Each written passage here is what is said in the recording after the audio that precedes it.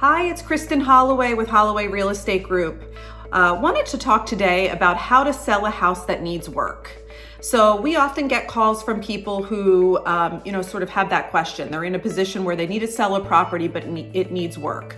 It could be an estate situation where the executor has taken over and the house is in disrepair. Could be a situation where, the current owners are elderly and they haven't maintained the property.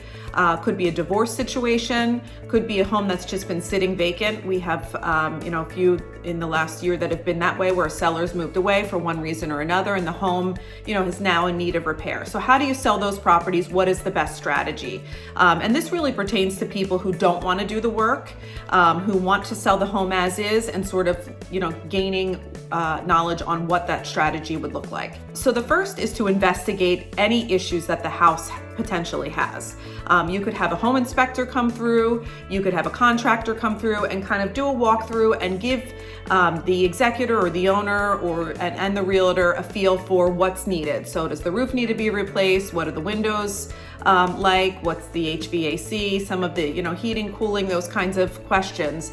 Cosmetic stuff is a little bit more obvious, but we want to know what's going on mechanically, structurally, and then getting quotes for those things so that the owner or the executor has a feel for negotiations and how to price the house, and then potentially if they need to negotiate, they know what they're dealing with when it comes to replacing a roof or replacing one of those larger ticket items.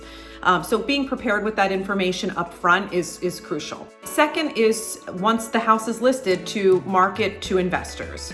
So partnering with an agent that has a good network of investors, a good pool of people who have cash or resources to come in and pay cash for the house, or have a pool of contractors who could come in and do work down the line. So you're dealing with people who are not afraid to do work and who are willing to take an as-is sale and deal with any potential issues as they come up. And then the third is pricing. So be realistic with the price. If you're in a position where you want to sell a house as is and you don't want to do anything and you want to, sort of a situation where the house needs to be sold, pricing it properly is important, so that an investor can figure out what their return on their investment will be, and then it's a good deal for them, right? So, we're really strategic about how we price a home so that the seller's maximizing their investment and they're getting as much out of the property as possible, but at the same time it's appealing to the network of investors that we're working with or that we're marketing to.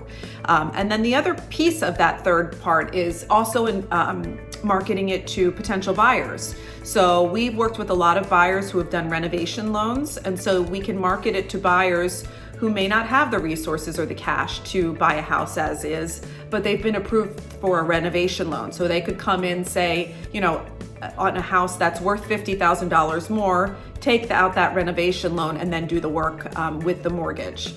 So we've got a lot of expertise in that area too.